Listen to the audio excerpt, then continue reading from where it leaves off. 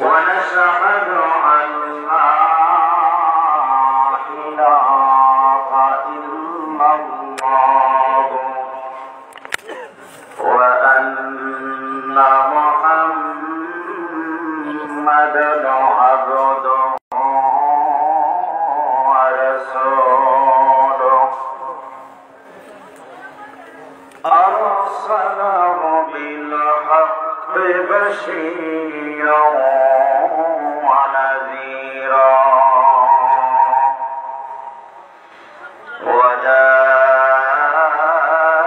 وداعيا إلى الله بإذنه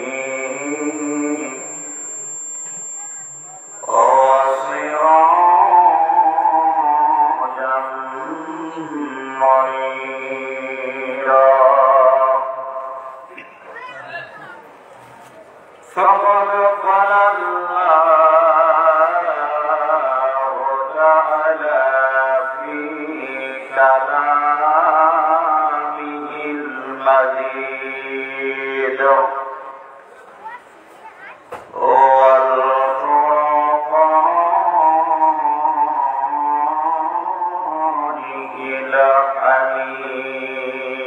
الحميد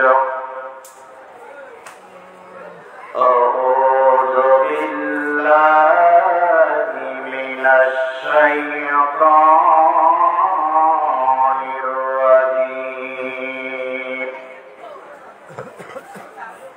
بسم الله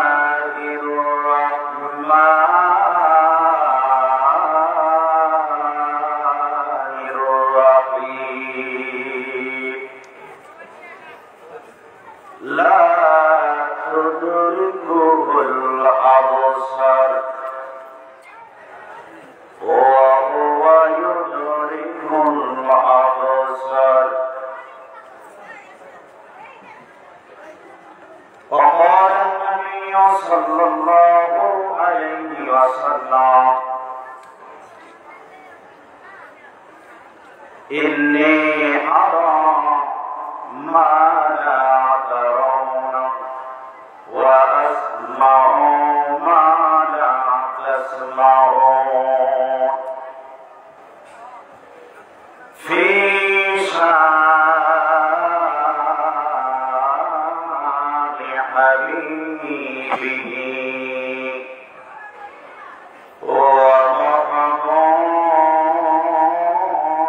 ومحبوبه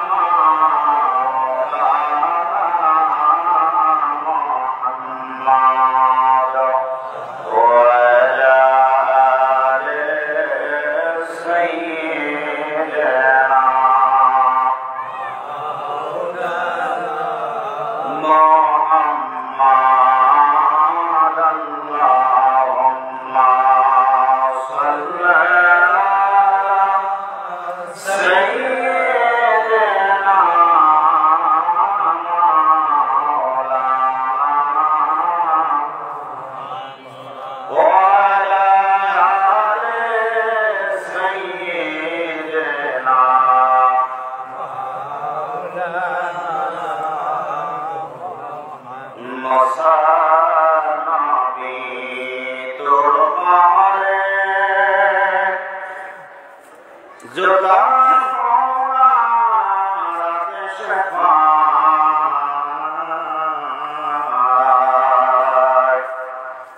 আমার নর নবীর জোতার ধনায় নর নবীর জোতার ধনায় খোদা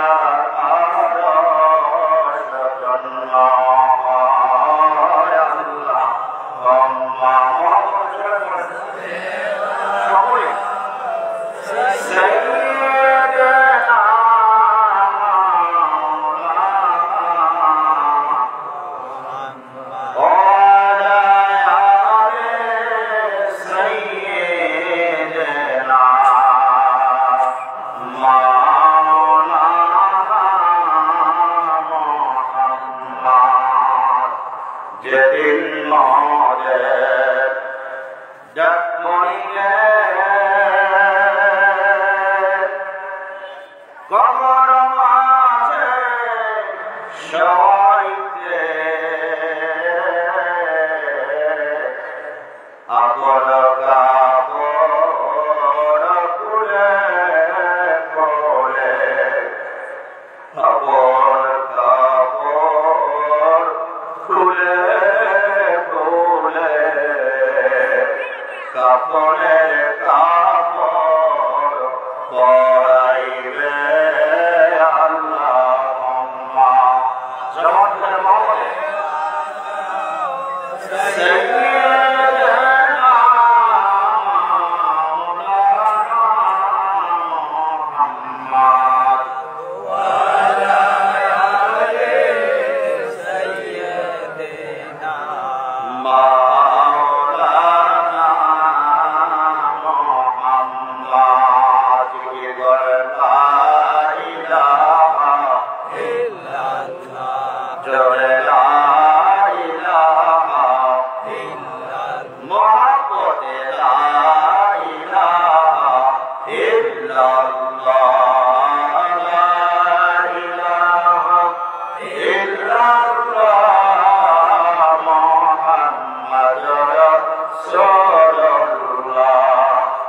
حسبي ربي جل الله بولو حسبي ربي جل الله ما في قلبي غير الله نور محمد صلى الله لا إله إلا الله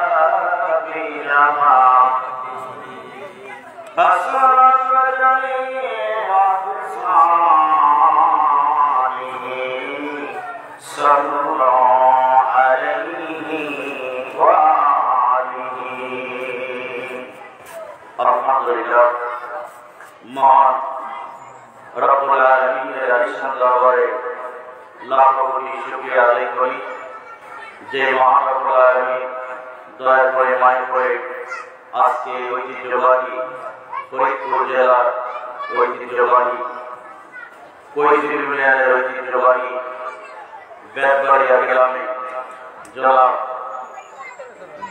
বাবলু ভাইয়ের বাড়ি আমিনা বাৎসরিক কাজী মশার ইসলামী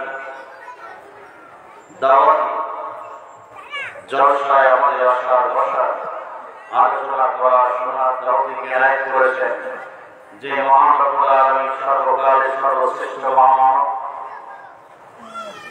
সর্বশ্রেষ্ঠ নবী রাসূল আখিরে নবী রাসূল পাক সাল্লাল্লাহু আলাইহি ওয়াসাল্লামের উম্মত আমাদেরকে না চাইতেই বানিয়েছেন যে আল্লাহ জাল্লা শাআনহু এই আখির জামানার ঘোর মুসিবতের হাত থেকে আমাদের রক্ষা করার জন্য বিশ্বনবীর মতো মহান ওলি সাহাবতে মহব্বতে আমাদের যাওয়ার তৌফিক এনায়েত করেছেন সেই মহান রব্বুল আলামিনের আলিশান দরবারে লাখ কোটি শুকরিয়া আদায় করে সকলেই বলে আলহামদুলিল্লাহ। আলহামদুলিল্লাহ। জোরে কি সবাই বলা লাগবে না একজন বলবেন? একটু সমস্যা সকলেই বলে আলহামদুলিল্লাহ। আরো জোরে বলুন আলহামদুলিল্লাহ। অগণিত দুরূদ ও সালাম কুল কায়নাতের নবী সাইয়্যিদুল মুরসালিন রাহমাতাল লিল আলামিন হায়াতুন নবী জিন্দা নবী রাসূল পাক সাল্লাল্লাহু আলাইহি ওয়াসাল্লামের পবিত্র রওজা শরীফে লক্ষ কোটি সালাম ও কদরমুচি জানাই আমার আকা আমার সাহেব আমার দস্তগীর আমার পীর মুর্শিদ জামাল ইমাম মুহাম্মদ আতি ওলিকুল শিরোমণি বিশ্ব ওলি হযরত শাহী সৈয়দ আল্লামা মাওলানা খাজা বাবা ফরিদপুরি কুদ্দাসাল্লাহু সিররুল্লাহ সাহেবের পবিত্র রওজা শরীফে লক্ষ কোটি সালাম ও কদরমুচি জানাই আমার পীর কেবলা জান হুজুরের জিসমানি আমলাত ইসলাম শিক্ষক আমাদের পরম শ্রদ্ধেয় হযরত খাজা মোহাম্মদ মিয়া ভাইজান মুজাদ্দিদ সাহেবের পবিত্র কদম মোবারক সালাম ও কদরমুচি জানাই আমার পীর কেবলা জান হুজুরের আধ্যাত্মিক উত্তরাধিকার কেবলা জান হুজুরের প্রতিচ্ছবি কেবলা জান হুজুরের মুখপাত্র হিজবুল্লাহ ইমাম জাকির পারি মোহাম্মদ চেয়ারম্যান মোহাম্মদ হযরত খাজা মেজর ভাইজান মুজাদ্দিদ সাহেবের পবিত্র কদম মোবারক সালাম ও কদরমুচি জানাই আমার হুজুর কেবলা জানের আধ্যাত্মিক উত্তরাধিকার আমার কেবলা জান হুজুরের আদরের দৌহিত্র খাজা হযরত মিয়া চাচা মুজাদ্দিদ ও খাজা হযরত মেজর চাচা মুজাদ্দিদ সাহেব সহ খাজা বাবা রাহমাতুল্লাহি আলাইহির সকল সদস্য এবং সদস্যবৃন্দের কদম মোবারক উপস্থিত আজকে এই পবিত্র অনুষ্ঠান ইসলামী দাওয়াতি জলসার সম্মানিত প্রধান অতিথি জনাব সরওয়ার হোসেন বাসু ভাই উপস্থিত আছেন জাকির পারি ফরিদপুর জেলা এবং পার্শ্ববর্তী আমাদের এলাকা থেকে আগত এবং ফরিদপুর জেলার বিভিন্ন উপজেলার সম্মানিত নেতৃবৃন্দ সকল সহযোগী সংগঠন সমূহের নেতৃবৃন্দ উপস্থিত আছেন হযরতুল আল্লাহ হযরত আল্লামা মাওলানা আমানুল্লাহ সাহেব উপস্থিত আছেন অন্যান্য ওলামায়ে কেরাম উপস্থিত মঞ্চ উপবিষ্ট আমার মুরব্বিয়ানে কেরাম এবং দূর দূরান্ত থেকে আগত জ্ঞান পিপাসু আমার জাতিরা আশিকান ধর্মপ্রাণ মুমিন মুসলমান ভাইরা তৎসঙ্গে পর্দার অন্তরালে উপস্থিত আমার সম্মানিত মা বোনেরা সকলের প্রতি আমার আন্তরিক সালাম ও মোবারকবাদ। আসসালামু আলাইকুম ওয়া রাহমাতুল্লাহি ওয়া বারাকাতুহু। ওয়া আলাইকুম আসসালাম ওয়া রাহমাতুল্লাহি ওয়া বারাকাতুহু।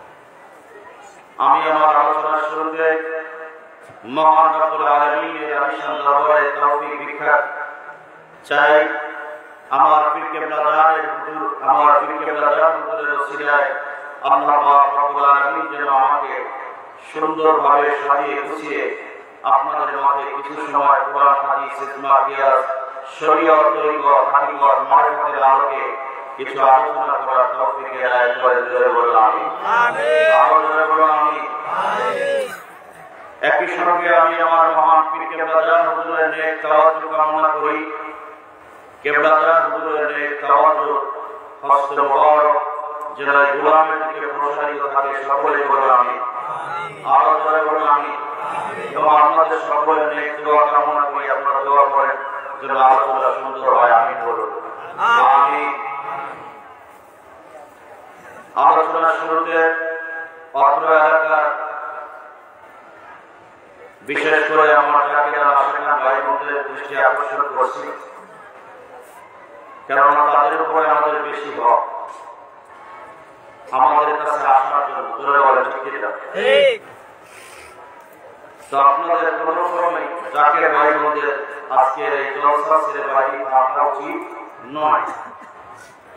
এরপরে হক হলো এলাকাবাসীর জিন্দা ইমানদার মুসলমানদের আপনাদের বাড়ির পাশে, আপনাদের গ্রামে, আপনাদের মহল্লায় আজকে এই বেদবাড়িয়ার 13 না 14তম এই পবিত্র আজিমুসার ইসলামী জলসা প্রতি বছর বার্ষিক হিসাবে আমার বাবলু ভাই করে থাকে। আপনারা আসেন, আপনারা এখানে বসলে আল্লাহ পাকের রহমত পাবেন। পাবে কি পাবে না? জোরে বলে ইবাদতকারী আল্লাহর রহমত পায় কি পায় না? যে গুনাহগার সে যদি গুনাহ থেকে মুক্ত থাকতে পারে তাহলে কি আল্লাহর রহমত হলো কি হলো না? আজকে আমরা যেখানে উপস্থিত হয়েছে স্টেজ এত বেশি উঁচু করতে হয় না, আরো নিচু করতে হয়, কারণ বেশি উঁচু হয়ে গেলে আপনারা বেশি নিচে আছেন, এটা আমার কাছে কষ্ট লাগছে। তো আমার ভাইরা, এখানে আমরা যারা উপস্থিত হয়েছি আমরা আলোচনা শুনবো বিশেষ করে নবীদের, ঠিক কিনা বলে? আলোচনা করবো আমরা বিশেষ করে ওলি আল্লাহদের, ঠিক কিনা? নবী রাসূল ওলি আল্লাহর আলোচনা করলে কি লাভ বিভিন্ন জায়গায় আমি বলে থাকি, এখানেও বলছি যাতে পরবর্তীতে আজকে যদি মহব্বত নাও লাগে পরে আপনারা মহব্বত করে আসতে পারে। আমি আমার আলোচনায় ঢোকার পূর্বে একটু আপনাদের ভূমিকা দিয়ে বোঝাতে চাচ্ছি। আমার নবী মায়ার নবী রাসূল পাক সাল্লাল্লাহু আলাইহি ওয়াসাল্লাম তিনি বলেছেন, যিকরুল আম্বিয়া মিনাল ইবাদাত ওয়া যিকরুস সালিহিন কাফারা। নবী বলেছেন, নবী রাসূলের আলোচনা করা এটা হলো ইবাদতের মতো। ইবাদত রাসূল নবী রাসূল করে আলোচনা যত করা যাবে, যত শোনা যাবে, এই আলোচনা করা এবং আলোচনা শোনা এগুলো হলো ইবাদতের মধ্যে পরিগণিত হবে। আল্লাহ মানুষকে ইবাদতের জন্য বানাইছে কি বানায় না? তো নবীর আলোচনা করলে ইবাদত হবে। তো নবীর আলোচনা যদি এখানে হয়, এটা বিশেষ করে আজকে হলো রজব মাস চলছে। কি মাস? রজব মাসের 10 তারিখ দিন গত হয়ে 11 তারিখে রাত পড়েছে। আলহামদুলিল্লাহ বলে। রজব মাস এমন একটা মাস, এই মাস আশিক মাসুকের মিলনের মাস। আশিক কে? জোরে বলেন তো। আশিক হলেন আল্লাহ, আর মাসুক কে? রাসূল। আল্লাহু আকবার বলেন। আল্লাহর হাবিব হচ্ছেন মাসুক। আল্লাহ নিজে আশিক। কার আশিক? আশিক মানে হলো প্রেমিক, পাগল। আল্লাহু আকবার বলেন। আল্লাহ নিজে তার হাবিবের জন্য পাগল, অন্যান্য নবী আল্লাহর জন্য পাগল, ঠিক কিনা বলেন? সবাই বলে আল্লাহ তোমাকে দেখতে চায়, আল্লাহ বলে দেখা যায় না। আর আমাদের নবীরে আল্লাহ বুরাক পাঠাইছেন, বলে নবী চলে আসে, অপেক্ষায় আছি আপনার সাথে দিদার করব। আমি মাসের বন্ধু, আমার নবী বলে আমার জন্য বুরাক, এই বুরাক আমার উম্মতে পাইব নাকি? আমার উম্মতের জন্য যদি মেরাজ বুরাকের ব্যবস্থা না থাকে, আমি বুরাকে উঠবো না, আমি মেরাজ চাই না। এই মাস সেই মাস, পরম সুখের মুহূর্তে নবীজি উম্মতদের ভুলে যান নাই। জোরে বলে ঠিক কিনা? আমার আপনার নবী মায়ার নবী দরবারের বাদশা নবী সরকারে দো আলম নবী আমার আপনার নবী হায়াতুন নবী জিন্দা নবী তিনি বলেন আমার উম্মত যদি মেরাজ থেকে বঞ্চিত হয় আমি সেই মেরাজ দরকার নাই। আমার উম্মত যদি দ্রুতগামী সম্পন্ন বাহন ঘোড়াকে না চড়তে পারে এই ঘোড়াকে আমি চড়ে যাব না। আল্লাহ পাক রব্বুল আলামিন ঘোড়াকে ব্যবস্থা, আল্লাহ পাক রব্বুল আলামিন মেরাজের ব্যবস্থা উম্মতে মুহাম্মাদের জন্য নবী উম্মতের জন্য ব্যবস্থা করেছেন। আলহামদুলিল্লাহ। খুশি না বেজার? খুশি। খুশি তো? যারা বাইরে তারা মনে হয় খুশি না নাকি? যদি খুশি হন খুশি নেওয়ার জন্য চলে আসেন, ঠিক কিনা বলে?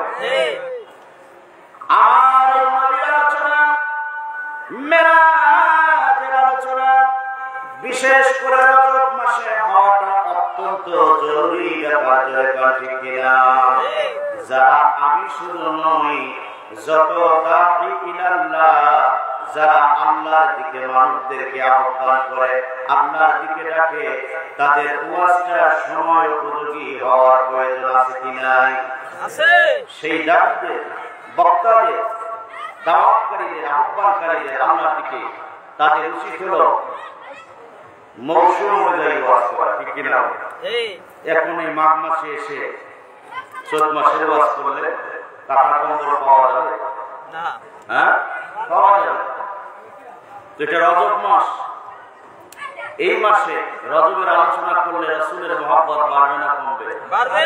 রজবের আলোচনা মানে আমার রাসূলের আলোচনা। রাসূলের আলোচনা করলে শুনলে কি হবে? জোরে বলে ইবাদত হবে। আল্লাহ আমাকে আপনাকে কি জন্য বানাইছেন? ওয়া মা খালাকাতুল জিন্না ওয়াল ইনসা ইল্লা লিয়াবুদুন। আল্লাহ পাক রব্বুল আলামিন বলেন, আমি জিন তৈরি করেছি, আমি মানুষ তৈরি করেছি, জিন এবং মানব জাতিকে আমি সৃষ্টি করেছি আমার ইবাদতের জন্য। ইবাদত ছাড়া অন্য কোনো কারণে আমি এই দুই জাতিকে বানাই নাই। এই দুই জাতি ছাড়া অন্য কোনো জাতির ইবাদত নাই, তাদের হিসাব চলবে না। ঠিক কিনা? তাদের আমল আছে, যেমন ফেরেশতাদের আমল তারা নবীর উপর দরুদ পড়তেছে, কিন্তু তাদেরকে কি বিচারের কাঠগড়ায় দাঁড় করানো হবে? ফেরেশতাদের বিচার হবে মানুষেরা, জিনদের আর মানুষের আল্লাহ ইবাদতের জন্য বানিয়েছেন। তো আমরা যদি নবীর আলোচনা করি, নবীর আলোচনা শুনি, আমাদের ইবাদত হবে। নবী আমার বললেন যিকরুস সালিহিন কাফার, আর যদি সালিহিন নেককার আল্লাহর বান্দাদের আলোচনা হয়, অর্থাৎ আল্লাহর ওলিদের আলোচনা যদি হয়, আল্লাহর ওলিগণের আলোচনা হইলে ওইটা আলোচনার সময় থেকে পিছনে যত গুনাহ করেছেন সমস্ত গুনাহের কাফারা আল্লাহ পাক করে দিতে পারে কি পারেন না?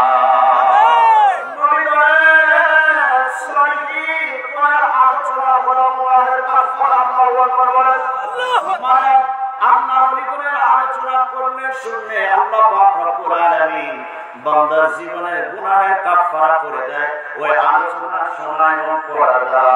বলুন সুবহানাল্লাহ। তো আমরা বিশেষ করে নবী ওলিদের আলোচনা একটু বেশি করি। আর কেন করব না? তাদের ভালোবাসাই যে আমাদের মুখ্য উদ্দেশ্য। তাদের ভালোবাসা যদি আমাদের হাসিল হয়ে যায়, যদি আমরা পীরকে রাজি করাতে পারি, রাসূল আমাদের উপরে রাজি হবে, জোরে বলুন ঠিক কিনা? রাসূল যদি আমাদের উপরে রাজি হয়, আল্লাহ বেজার থাকবে, জোরে বলুন ঠিক কিনা? আল্লাহ বেজার থাকবে না, খুশি থাকবে। পীর রাজি হলে রাসূল রাজি, আল্লাহ বেজার থাকবে। একটু খেয়াল করে শুনেন, আপনারা খেয়াল করতেছেন কিনা আলোচনা আমি একটু পরীক্ষা নিই। আপনারা তো খেয়াল করতেছেন না ভালো। আজকে এখান থেকে আলোচনা শুনে বাড়ি আর পৌঁছাবে না, ঠিক কিনা? পৌঁছাবে, পৌঁছাবে। যদি পৌঁছায় আমি আবার পরীক্ষা নিব মাঝে। যাই হোক, আমরা উপস্থিত হয়েছি, আমাদের মতামত চাই, আমরা ইবাদত করতে চাই, আল্লাহ রাসূলের প্রেম চাই, আল্লাহর পরিগুণের প্রেম চাই, মহব্বত চাই। তাদের প্রেম যদি আমাদের মধ্যে আসে, ভালোবাসা যদি আমাদের মধ্যে আসে, পয়দা হয়ে যায়, আল্লাহ পাক রব্বুল আলামিন বেজার হবেন না, বেজার হবেন না। আল্লাহ পাক রব্বুল আলামিন ওই বান্দা বান্দির উপরে এত খুশি হয়ে যাবেন, এত খুশি হয়ে যাবেন, এত খুশি হয়ে যাবেন। আল্লাহ পাক রব্বুল আলামিন আল্লাহ নবী ওলিদের ভালোবাসার খাতিরে আল্লাহ নবী ওলিদের সঙ্গী আমাদের পরকালে বানায়া দিবে। এই জগতেও আমরা নবী ওলির সঙ্গী, পরকালেও আমরা নবীকে ওলির সঙ্গী হব। যারা নবী ওলির বিরোধিতা করে তারা তো নবী ওলির বড় সঙ্গী হবে, ঠিক কিনা? কি হবে তারা? তারা চির জাহান্নামী হবে। ঠিক কিনা? ইন্নাল্লাযীনা ইউযুনাল্লাহা ওয়া রাসূলাহু লা'আনাহুমুল্লাহু ফিদ দুনিয়া ওয়াল আখিরাহ ওয়া আ'আদ্দা লাহুম আযাবান মুহিনা। নিশ্চয়ই যারা আল্লাহ রাসূলকে কষ্ট দেয়, কাকে কষ্ট দেয়? আল্লাহ এবং আল্লাহ রাসূলকে যারা কষ্ট দেয়, আল্লাহ পাক রব্বুল আলামিন তাদেরকে লানত করেন, আল্লাহ পাক তাদেরকে অভিসম্পাদ করেন। পৃথিবীতে আমাদের মধ্যে বেশি বেশি অভিসম্পাদ যারা করে, অভিসম্পাদ মানে অভিশাপ দেয়, তারা হলো মা বোনেরা। বেশি জোরে ঠিক কিনা? পুরুষদের মধ্যে খুব কম। মা বোনেরা যদি ঝগড়া লাগে একজনের সাথে আরেকজনের, তোরে পরে দেখে না, নাউযুবিল্লাহ, তোরে জাত গোত্রায় দেখে না, তোর ধ্বংস হয় না। এগুলো কি? অভিশাপ। এগুলো কি? অভিশাপ।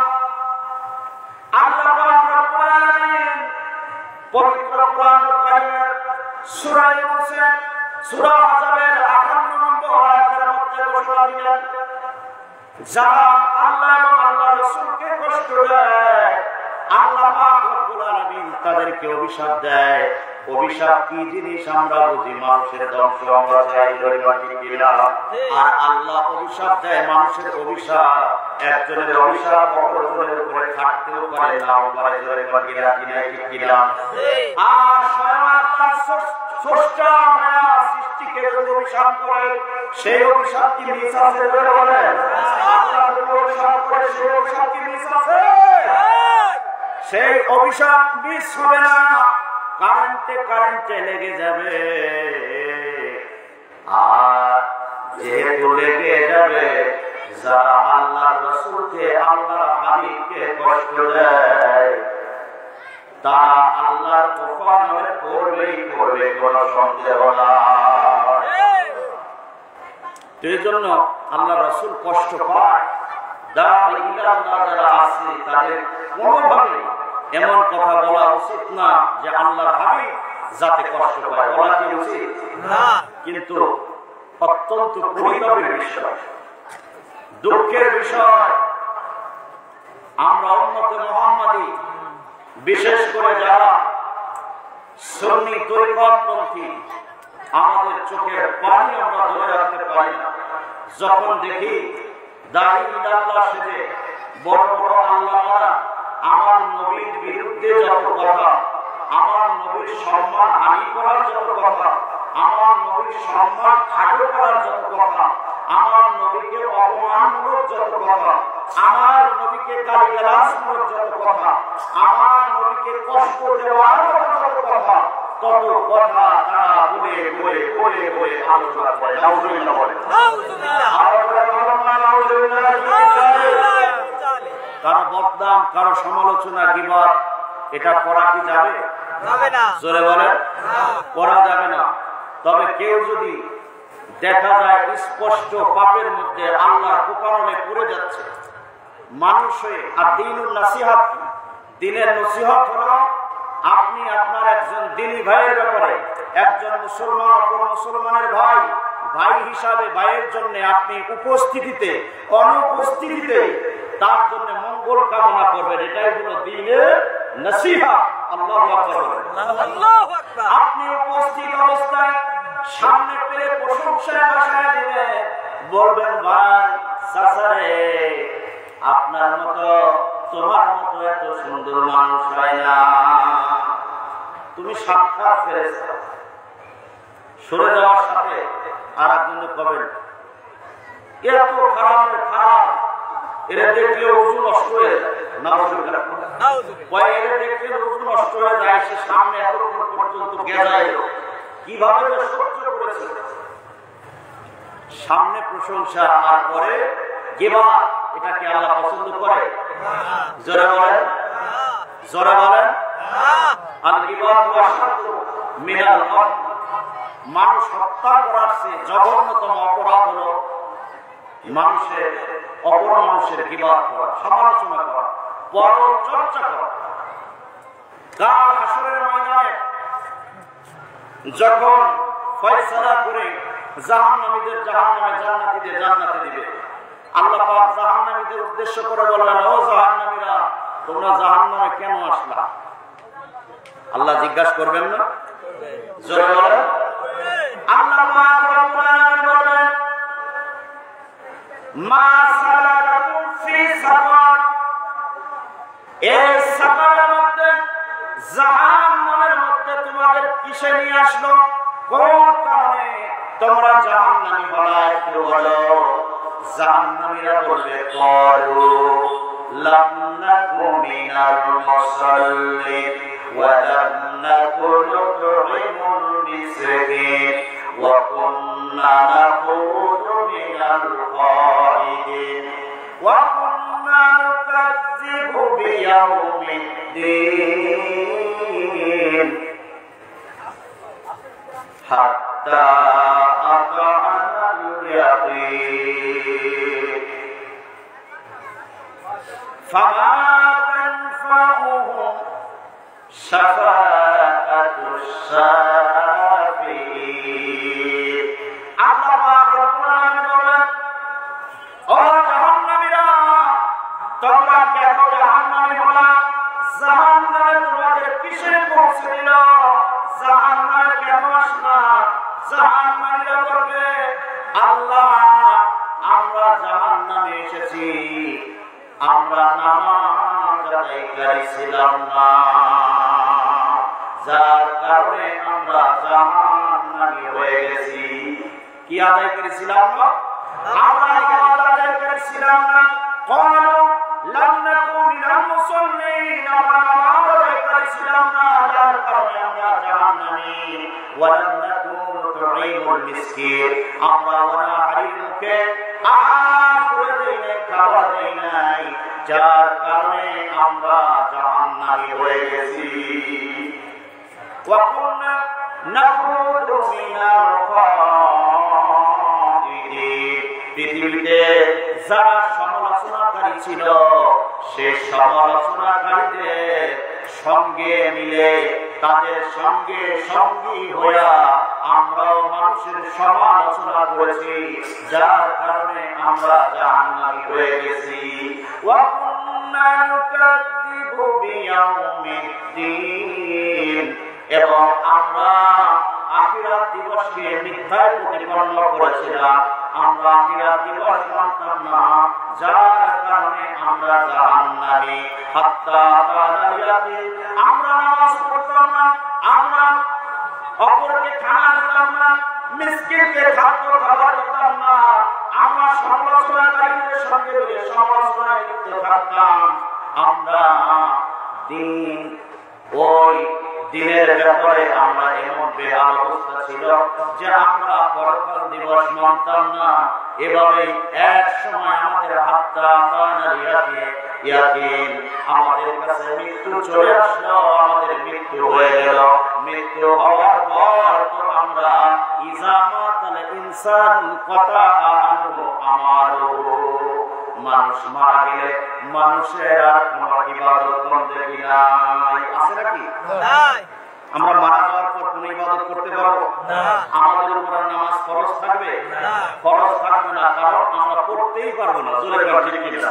আমাদের উপর মারা যাওয়ার পর রোজা ফরজ হবে না, কারণ আমরা রোজা রাখার সুযোগ নেই। নবীজি বলেছেন ইজা মাতাল ইনসান কাতা আনহু আমালুহু, মানুষ যখন মারা যাবে তখন তার আমল কর্তন হয়ে যাবে, সে আর ব্যক্তিগত ফরজমালি কোনো আমল আর সে করতে পারবে না, তার আমলের দরজা বন্ধ। তবে ইলা সালাসা, তিনটা থাকবে। কয়টা থাকবে? কয়টা?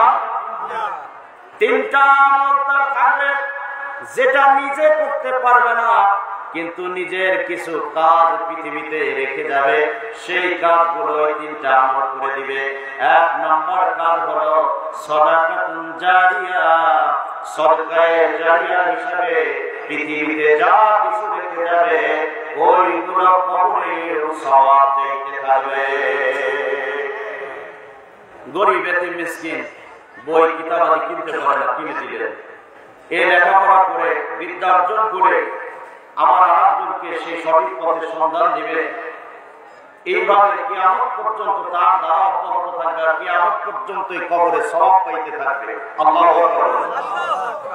সদকায়ে জারিয়া, স্কুল মাদ্রাসা করবেন, মঙ্গলজনক সামাজিক উন্নয়নমূলক কিছু করবেন, একটা গাছ লাগাবেন, সেটাও সদকায়ে জারিয়া হবে। আল্লাহু আকবার। গভীর মনোযোগ, আপনারা সদকায়ে জারিয়ার ব্যাপারে বেশি ভালো জানেন আমার চেয়ে, কাজে একটা ব্যাপার নিয়ে এত বলবো না। দুই নম্বর আমার নবী বললেন, দুই নম্বর যে আমলটা তার থাকবে নিজে করবে না কিন্তু রেখে গিয়েছে, সেটা হলো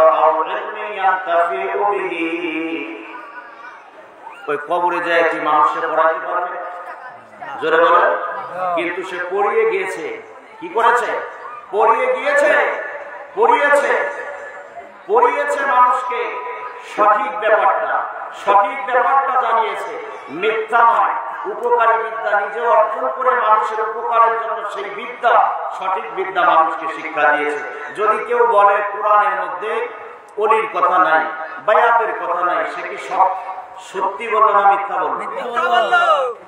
এখন সে যদি কোরআনের উপরে পিএইচডি ডিগ্রি অর্জন করে, সাধারণ মানুষ মনে করবে কোরআনের ব্যাপারে উনি এত পরিপক্ক, পিএইচডি ডিগ্রি অর্জন করছে কোরআনের উপরে, কোরআনকে তিনি রিসার্চ করছেন, কোরআনের উপরে তিনি এত পাণ্ডিত্য অর্জন করছেন, সেই ব্যক্তি তো কোরআনের ব্যাপারে কোনো মিথ্যা বলতে পারে না। কাজে কোরআন আর দেখা দেখি নাই, ওই ব্যক্তি কি বলেছে সেটাই জায়েজ হয়ে গেছে। ঠিক কিনা বলেন? এমন অবস্থায় চলার কারণে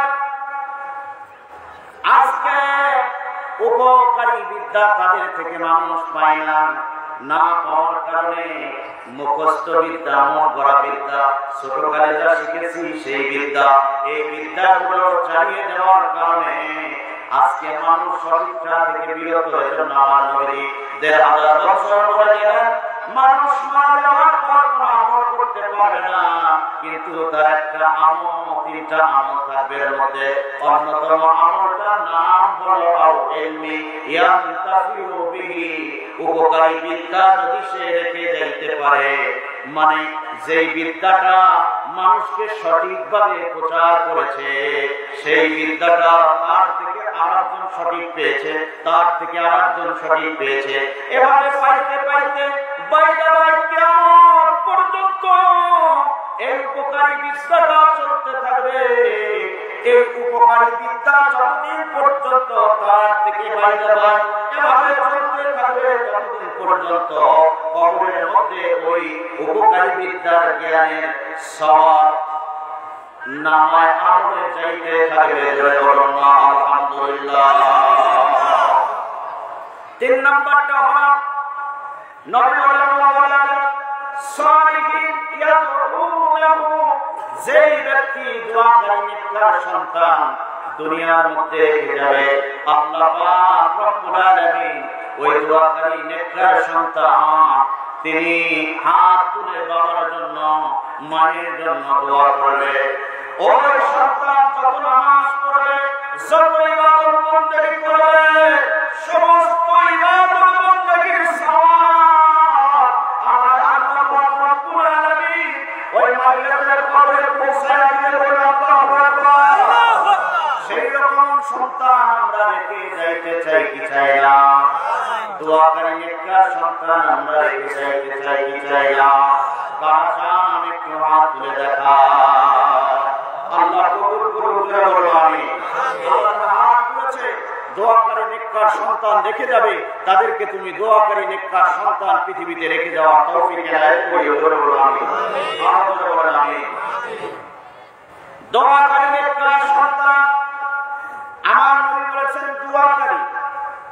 আর আমাদের সমাজের মুরব্বিরা যারা সত্যটা না জানায় আমাদের কাছে মিথ্যা প্রচার করে, তারা বলে থাকে দোয়াকারীর এই ব্যাপারটা গোপন করে তারা বলে দেয় যে নেককার সন্তান যারা দুনিয়ায় রেখে যাবে তারা সদকায়ে জারিয়া হিসাবে কবরে সওয়াব পাবে। শুধু নেককারের কথা বলে, দোয়াকারীর কথা বলে না।